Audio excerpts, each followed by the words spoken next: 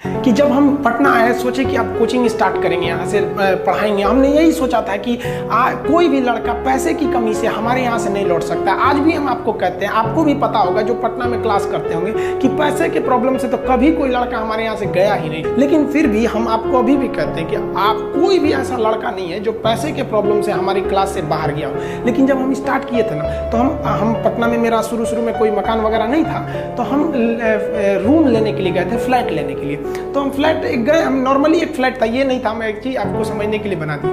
तो वहाँ गए ना, तो उनको हमने बता दिया कि भैया हाँ इतना रेंट है। तो कहे ठीक है, सामान वगैरह रख लीजिए। उन्होंने कहा कि आप आधार कार्ड दे दीजिएगा। हम कहे ठीक है, हम आपको प्रिंट करके दे देंगे। पूरे सामान वगैरह रख दिए।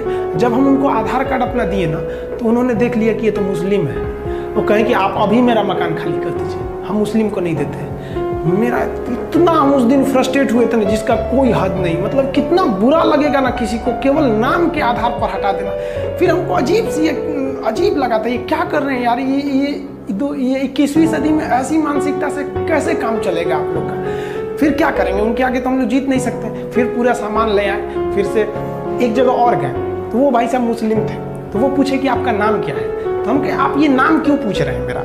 तो उन्होंने क्या कहा कि हम हिंदू को नहीं देते हैं। देखिए, एक जगह हिंदू हैं वो मुस्लिम को नहीं देते हैं, एक जगह मुस्लिम है जो हिंदू को नहीं देते। हमको ये समझ में नहीं आ रहा है कि हम किसको बोले, किसको सही बोले, किसको गलत कहें। फिर एक भाई साहब के पास गए, हम कहेंगे देखिए भैया आपके यहाँ हमको रूम चाहिए, लेकिन हिंदू मुस्लिम का लफड़ा तो आपके यहाँ नहीं है। उन्होंने कहा कि नहीं हमारे यहाँ नहीं है। 3-4 जगह देखे तो हमको लगा कि नहीं, कई लोग हैं जो दे देते हैं। तो हमको एक बात समझ में आया, यार सारे लोग गलत नहीं हैं और ना ही सारे लोग अच्छे हैं। कुछ ससुरे बहुत खचरा हैं और कुछ बहुत अच्छे भी हैं यहाँ पे। लेकिन इससे घबराना नहीं चाहिए। हमको कुछ समय के लिए बहुत बुरा लगा था यार, क्या हो गया हमारे देश को।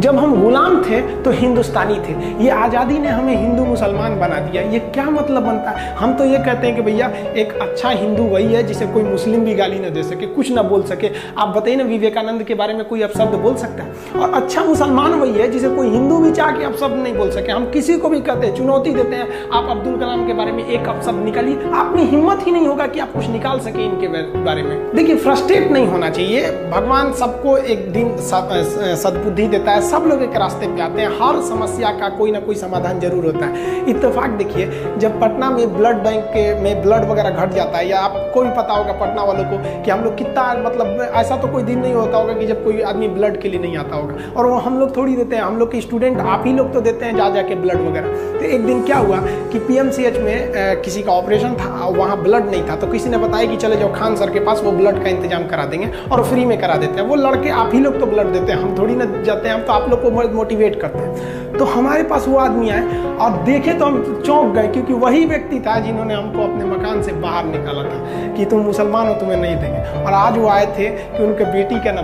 ब्लड की एकदम सख्त जरूरत है। हमने उनसे पूछा कि आपको हिंदू का ब्लड चाहिए कि मुसलमान का ब्लड चाहिए। तो उन्होंने कहा कि भाई कुछ भी चलेगा वहाँ पर। तो उनको भाई ऐसे तो ब्लड कोई पूछ के थोड़ी देता है किसका है, लेकिन फिर भी वो इंसान टोटली चेंज हो गए। और हम कुछ दिन पहले जब वहाँ गए थे तो देखे थे, अब वो ये सब मानसिकता से हट गए हैं कि किसको देना चाहिए या किसको नहीं देना चाहिए। तो हर समस्या का समाधान होता है, आप समस्या से भागिए नहीं। जिंदगी है, हमेशा आपको कभी कभी कोई जिंदगी में आएंगे टेम्पोररी लोग और आपको परमानेंट लेसन सिखा के जाएंगे। तो इससे क्या आप अपना हिम्मत हार जाएंगे। देखिए, जीवन में ना अपने अंदर से अहंकार बिल्कुल निकाल दीजिएगा। अहंकार बहुत ही खराब चीज है। कहते हैं कि अहंकार में इंसान को इंसान नहीं दिखता, छत पे चढ़ जाओ तो खुद का मकान नहीं दिखता। अहंकार नहीं करना चाहिए। छत को बहुत गुरूर था छत होने का, एक मंजिल और बनी और छत फर्श हो गया। अहंकार कभी नहीं कीजिएगा। तूफान ज्यादा होती है तो कश्ती डूब जाती है, और घमंड ज्यादा हो जाती है तो हस्ती डूब जाती है। जिस दिन आपको घमंड होने लगे ना अपने आप के ऊपर कि हम बहुत बड़े हो गए हैं, हम बहुत पढ़ लिए हैं, हम बहुत सक्सेसफुल मैन हो गए, हम बहुत बड़े बिजनेसमैन, हम बहुत, मतलब जिस दिन आपको घमंड हो गया ना, उस दिन आप शमशान घाट में जाके दिखेगा आपसे नायाब लोग, आपसे अच्छे लोग वहां खाक बन गए। दुनिया में ना किसी से जलन नहीं रखनी चाहिए। देखिए, माचिस जो होता है ना दूसरे को जला देता है, लेकिन कभी माचिस को देखें वो खुद को भी जला लेता है। अतः अगर आप दूसरे की बुराई करेंगे, दूसरे के पीछे रहेंगे ना, तो इसमें आपका लॉस होगा। और अगर आपकी कोई बुराई कर रहा है ना, तो आपको खुश होना चाहिए क्योंकि आप आगे बढ़ रहे हैं। बुराई उसी का लोग करते हैं जो आगे बढ़ रहा होता है। जो पहले गिरा हुआ है उसकी लोग क्या बुराई करेंगे। और जब भी आपकी कोई बुराई करे तो आप उसे सहज स्वीकार करें और आप उसे प्रूव मत कीजिए कि हम ये नहीं हैं। हम लोग गलती क्या करते हैं स्टूडेंट लोग कि प्रूव करने लगते हैं। नहीं, आपको अपने आप को इम्प्रूव करना है। अगर कोई गलती हो गई है, आपको कोई बुराई कर रहा है, तो आप उसको सहज स्वीकार कीजिए। जिस दिन आपके अंदर अपनी बुराई सुनने की क्षमता आ गई, यकीन मानिए आप सफलता के दहलीज पे अपनी